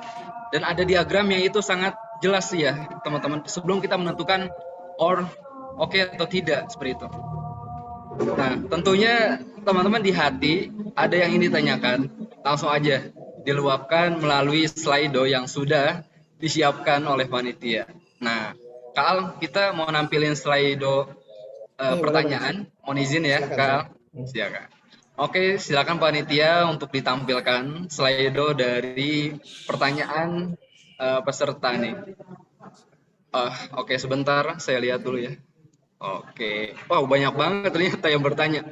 Boleh panitia saya bacakan yang paling atas aja ya berarti ya. Oke, Kak, saya izin bertanya yang pertama yaitu datang dari Animus. Wah, tidak tahu siapa. Pertanyaan adalah yang pertama, saya tipe orang yang nggak terlalu dekat sama orang tua dan jarang banget diskusi bareng orang tua. Maka, apa yang harus saya lakukan agar saya bisa komunikatif sama orang tua? Silakan, Kak. Oke, terima kasih. Pertama, saya tipe orang yang tidak terlalu dekat sama orang tua. Semoga Allah menjaga orang tua kalian ya. Saya pun juga awalnya orang yang tidak terlalu dekat sama orang tua. Saya anak pertama dari 5 laki-laki bersaudara. Ayah saya anak pertama dari 8 bersaudara. Sama-sama anak pertama nih. saya dan orang tua saya. Kalian bisa bayangin ya, anak pertama laki-laki. Orang tua saya juga anak pertama laki-laki. Saya juga nggak dekat banget sama orang tua. Saya minta motor untuk orang tua, minta motor untuk SMA. Saya nggak ngomong sama orang tua. Saya tuliskan spesifikasi motornya, saya taruh di meja kerjanya. Itu cara saya dulu diskusi. Sampai akhirnya ibu saya wafat. Ibu saya wafat 2016 tuh mengubah banyak hal di dunia saya. Saya pertama kali nulis abiku sayang, umiku sayang itu ketika ibu saya udah menuju sekarat gitu. Ibu saya by the way meninggal karena sakit. Saya nulisnya baru kayak umiku sayang, abiku sayang tuh pas umi saya nggak ada. Umiku sayang tuh pas ketika ibu saya sakit. Nah dari situ banyak banget hal yang saya berubah, khususnya ketika ibu saya wafat. Maksudnya semua dunia itu berubah gitu. Dan saya nggak punya kuasa terhadap itu. Dari situ saya merasa bahwa saya kehilangan banyak kesempatan. Saya kehilangan ibu saya nggak bisa ngobrol lagi, saya nggak bisa ngomong tentang pernikahan saya, tentang wisuda, itu nggak ada yang bisa saya obrol. Terus saya dapat cerita tentang ya tadi teman saya yang orang tuanya tidak berfungsi sebagaimana orang tua. Ada ayahnya, ada ibunya, tapi ayahnya tidak berfungsi sebagai ayah, ibunya juga udah bodoh amat gitu. Akhirnya dia ibaratnya terluntang lantung sendiri gitu lah. Nah dari situ yang paling saya bisa sarankan sama kalian adalah ya udah lakuin aja. Kalian nggak akan tahu sampai kalian coba gitu. Kalian ngomong nggak terlalu dekat, kalian nggak tahu juga makna orang tua kalian. Mungkin orang tua kalian juga sebenarnya mikir, aduh kenapa anak saya nggak pernah ngobrol ya dan sebagainya. Jadi saran saya pertama adalah ya udah ngomong aja coba. Dan kalau triknya adalah cari hal-hal yang orang tua kalian tahu pasti ke posisi orang tua kalian tuh kapan enak diajak ngobrol. Sehabis maghrib, sehabis isya dan semacam. Tapi yang jelas kalian nggak akan bisa tahu sampai kalian ngomong sendiri, kalian diskusi sendiri. Kalian nggak akan, coba aja mulai dengan sering chat, sering nelpon, seminggu sekali, atau tanya kabar. Itu hal-hal yang mahal bagi orang tua. Gitu. Jadi saya nggak punya saran selain ya kalian harus ngomong, kalian mulai gitu lakuin. Karena kalau kalian selalu merasa nggak dekat nih, udah ngomongin ntar aja, nggak akan pernah habis gitu. Sampai akhirnya Allah menunjukkan hal-hal yang kalian tidak duga, baru kalian akan sadar. Dan itu yang terjadi saya kan. Saya nggak dekat sama orang tua. Saya posisi ibu saya meninggal, posisinya saya lagi di Depok waktu itu. Kebetulan saya lagi magang di Depok. Terus ibu saya meninggal di Kalimantan. Dan ya udah, saya nggak punya kesempatan ngobrol sama ibu saya dan semacamnya. Nah, makanya sekarang ada ayah saya, walaupun saya akhirnya sebenarnya gengsi-gengsian, ya udah kapan lagi gitu lah. Gitu sih, semoga itu menjawab ya. Jadi intinya ya bismillah aja.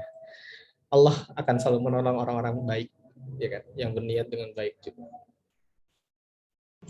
Siap, terima kasih banyak Kak Al. Insya Allah terjawab untuk pertanyaan pertama. Teman-teman, kita masih ada waktu sekitar 5 menit ya. Jadi untuk pertanyaan berikutnya, yang kedua sepertinya tadi sudah dibahas ya. Izinkan saya untuk next ke pertanyaan berikutnya. Oke, yang mana nih panitia? Oke, yang itu ya. Selanjutnya adalah pertanyaan. Kalau akhwat menemukan seorang ikhwan yang memenuhi kriteria dan dia teman yang cukup kita kenal, baiknya gimana, Bang? Karena stigma masyarakat masih tidak baik jika akhwat memulai duluan. Silakan, Bang. Oke. Atau Kak. Sebenarnya pembahasan tentang memilih ini ikhwan ini cocok nih, ini akhwat ini cocok nih. Itu ada pembahasan saya lain di bab saya yang lain gitu. Belum masuk di sini gitu. Tapi kalau saya spoiler gini, satu hal yang harus ada di kepala kita dulu ya, khususnya laki-laki. Ketika kalian suka sama seseorang, tanamkan di kepala kalian, belum tentu dia suka sama kalian. Maksudnya kenapa? Itu satu hal yang harus kita sadari bahwa biar kita tuh nggak terlalu attachment gitu, terlalu terikat dengan satu sosok, biar kita rely-nya itu cuman dengan apa yang kita butuhkan, dengan Allah aja gitu. Karena ketika kalian sudah suka sama satu orang, bias semuanya, gila, itu bias kacau gitu kan. Makanya jadinya kalau bisa ketika kalian memulai itu yakinin diri kalian itu dulu. Terus yang kedua, kalau saya spoileran lagi, ada beberapa hal yang kalian ngebuat tertarik kepada seseorang. Nah, biasanya hal-hal itu harusnya adalah kriteria kalian, bukan hal-hal yang kalian lihat, wah dia tampan, wah dia ini. Tapi sebenarnya kalian nggak pernah masukin itu dalam kriteria kalian, nggak pernah kalian diskusikan sama orang tua kalian, nggak pernah kalian ngomong itu, kalian bahas itu sama orang tua kalian, belum pernah kalian sepakati. Akhirnya kalian merasa bahwa, wah ini ikhwannya baik, ini cocok. Padahal itu kriteria yang belum pernah kalian buat, kriteria angan gitu. Tapi kalau kita kembali lagi, oke lah, anggaplah di skip aja masalah itu. Baiknya gimana dan kita kenal, nggak ada yang salah. Maksudnya gunakan cara Ibu Khadijah radhiyallahu anha, ya dia lewat orang. Saya tuh ada 3 kali 3 kali didatangin teman saya, ada akhwat yang mau sama saya. Ya maksudnya bukan sombong ya, tapi maksudnya ini mencontohkan bahwa ada orang-orang kayak gitu. Dia lewat perantara, jadi bukan akhwatnya langsung. Jadi ada akhwat punya teman, temannya ini hubungi teman saya ini baru hubungin saya. Ada juga yang akhwat, ini teman saya, ini saya gitu, langsung. Tapi selalu ada perantara. Nah jadi kalau misalnya kalian merasa bahwa memenuhi kriteria kalian dan ya kalian kenal dan semacamnya, baiknya gimana? Ya mulai aja. Dengan salah satunya lewat guru kalian lah, atau lewat orang yang kalian bisa percaya. Dan sebaiknya orang yang perantara itu yang udah nikah sih. Kalau enggak, jangan terlalu banyak mudorot ya. Jadi pastikan dia udah nikah. Terus masalah stigma, ya tadi sih sebenarnya akhirnya kita juga yang bertanggung jawab, kita yang jalanin. Jadi sebenarnya santai aja kan, orang nggak tahu juga. Tiba-tiba kalau kalian nyebar undangan kan nggak tahu siapa yang duluan sampai kalian yang ceritain. Tapi intinya saya titip juga ke yang bertanya ini, kalau ya tadi sih bisa jadi kalian lu suka sama ikhwannya tapi belum tentu ikhwannya suka sama lu. Maksudnya itu gunanya bukan untuk ini ya, bukan untuk merendahkan kalian atau semacam, tapi untuk membuat kalian tetap waras. Kalau akhirnya si cowok itu menolak, ya kalian nggak, ya santuy aja gitu. Karena ya bukan jodohnya lah, sesimpel itu. Gitu sih. Jadi sebenarnya nggak ada masalah. Maksudnya tinggal sampaikan ke orang tua. Ada teman saya serius. Orang tuanya yang hubungin ikhwannya, teman dekat saya. Jadi si akhwat ini punya ciri-ciri suka sama laki-laki, dan ayahnya itu bisa ngebaca anak ini suka nih sama orang ini gitu. Akhirnya ayahnya sendiri yang ngedatangin si teman saya ini, yang cowok ini, yang ayah saya ini untuk mau nikahin anaknya gitu. Kebayang nggak? Jadi banyak cara. Kalian kalau memang merasa bahwa itu orang tua kalian aja suruh datangin, sampein gitu. Tapi intinya yang penting syariatnya jalannya benar aja. Ya tadi sih maksudnya lewat perantara, yang perantaranya udah nikah dan semacamnya. Gitu sih. Siap. Terima kasih banyak Kak atas jawabannya. Semuanya sebenarnya banyak banget. Mungkin di sesi berikutnya ya, di kelas-kelas berikutnya atau dan seterusnya. Terima kasih banyak Kak Al untuk jawaban, materi dan semuanya. Dari kami Salam UI ada kenang-kenangan berupa sertifikat, boleh tampilkan panitia ya untuk Kak Al. Semoga tidak bosan-bosan untuk hadir bersama kami, memberikan ilmunya, pengalamannya dan banyak hal lainnya tentunya. Boleh untuk sesi dokumentasi saat ini, silakan untuk panitia. Ya, penyerahan secara simbolik atau secara online kepada Kak Al selaku pembicara pada sore hari ini. Itu 2, oke siap. Udah ya. Ya, terima kasih banyak panitia. Kak Al, terima kasih banyak ya. Mohon maaf apabila ada kekurangan dalam segala halnya. Sampai berjumpa di momen-momen berikutnya. Tentunya selalu ada hal yang baru kalau kita bertemu kali ini di sesi apapun itu. Silakan Kak Al untuk lanjut kepada aktivitasnya berikutnya. Di sini saya sebagai moderator undur dan pamit dari teman-teman semua. Sampai berjumpa di KKI yang berikutnya. Sekian. Wassalamualaikum warahmatullahi wabarakatuh. Saya kembalikan lagi kepada MC. Oke, Masya Allah banget ya materinya, bener-bener kayak dari awal sampai akhir kita kayak nerima insight dan ilmu-ilmu baru gitu, dan ini tuh kayak teknis banget, ini deket banget sama aktivitas kita semua nanti di masa depan gitu. Ini tuh bekal yang bener-bener penting banget buat kita ketahui. Oke, alhamdulillahirrahmanirrahim. Sekarang kita sudah masuk ke penghujung acara inti. Mungkin untuk Kak Al, kita minta kesediaannya untuk menutup dengan doa. Mangga Kak Al. Tiba-tiba sudah tutup doa. Oke, mari kita hadirkan hati-hati kita. Maksudnya semoga dengan apa ya, ilmu yang kita dapatkan hari ini menjadi amal jariah buat saya khususnya, terus menjadi apa ya, ilmu buat teman-teman yang bisa kalian gunakan untuk hal yang baik ya, untuk mencari apa ya, melesatkan ibadah-ibadah kalian khususnya dalam ibadah pernikahan. Mari kita mulai dengan baca Al-Fatihah. Alhamdulillahirabbil alamin, arrahmanirrahim, maliki yaumiddin, iyyaka na'budu wa iyyaka nasta'in, ihdinas siratal mustaqim, siratal ladzina an'amta 'alaihim ghairil maghdubi 'alaihim waladdallin. Alhamdulillahirabbil alamin, hamdan yuwafi ni'amahu wa yukafi'u mazidah. Ya Rabbana lakal hamdu kama yanbaghi li jalali wajhika wa 'azimi sultanik. Allahumma innaka ta'lamu anna hadhihi al-qulub qad ijtamaat ala mahabbatik wa altaqat ala ta'atik wa tawahadat ala da'watik wa tawahadat ala nushrati sari'atik. فوسك اللهم رابطتها وجمدها وجها سبولها واملاها بنورك الذي لا يخفو واسرح صدورها بفيد الإيمان وجميل التوكل عليه وهي بمعرفتك ومتها على شهادة في سبيلك إنك نعم المولى ونعم النصير. ربنا لا تزغ قلوبنا بعد إذ هديتنا وهب لنا من لدنك رحمة إنك أنت الوهاب. ربنا ظلمنا أنفسنا وإن لم تغفر لنا لنكونن من الخاسرين. ربنا آتنا في الدنيا حسنة وفي الآخرة حسنة وقنا عذاب النار. وصلى الله على سيدنا محمد وعلى آله وصحبه وسلم. سبحان ربك رب العزة عما يصفون وسلام على المرسلين والحمد لله رب العالمين.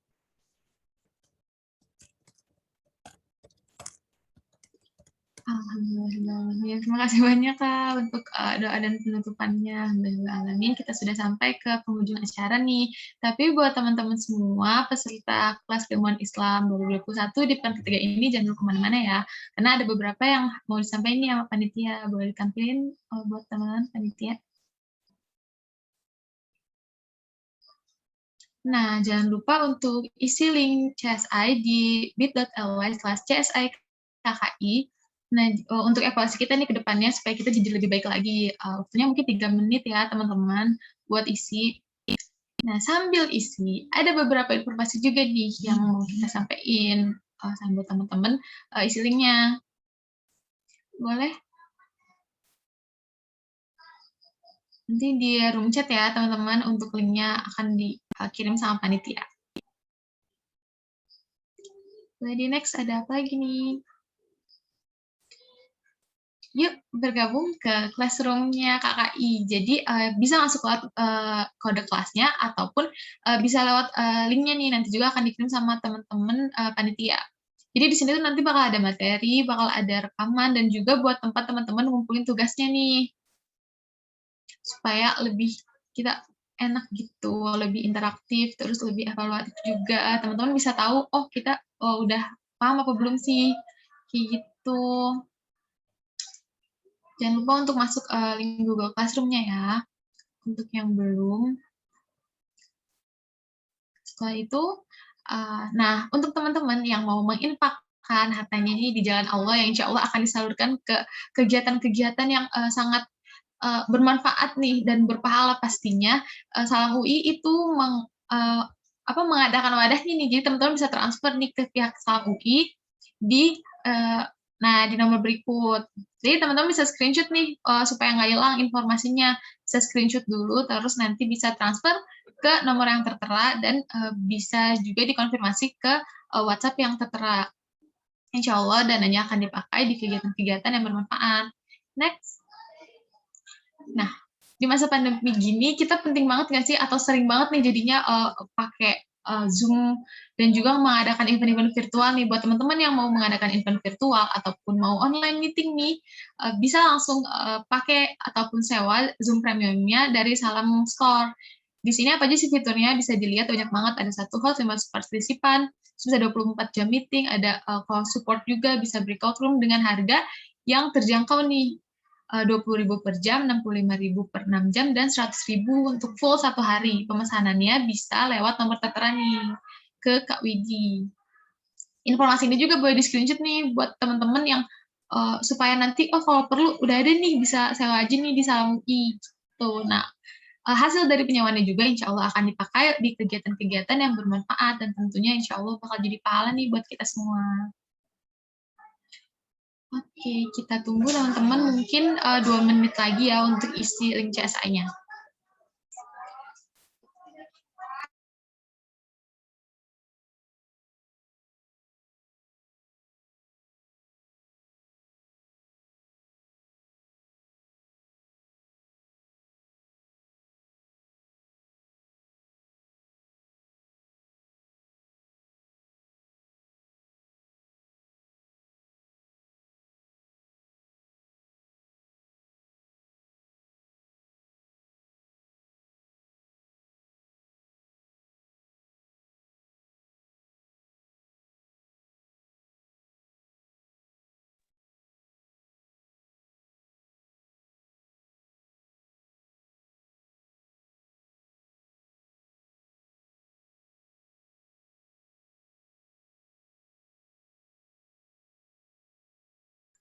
Oh iya, oke, sorry. Oke, dengan selesainya pengisian link CSI ini, alhamdulillah kita sudah selesai di penghujung acara nih KKI pada sore hari ini. Saya selaku MC pamit undur diri. Wabillahi taufiq wal hidayah. Wassalamualaikum warahmatullahi wabarakatuh. Kurang lebihnya mohon dimaafkan ya. Jangan lupa untuk datang lagi nih di KKI minggu keempat di minggu depan. Jangan sampai ketinggalan ya. Satu kali lagi nih ada kelasnya. Assalamualaikum warahmatullahi wabarakatuh.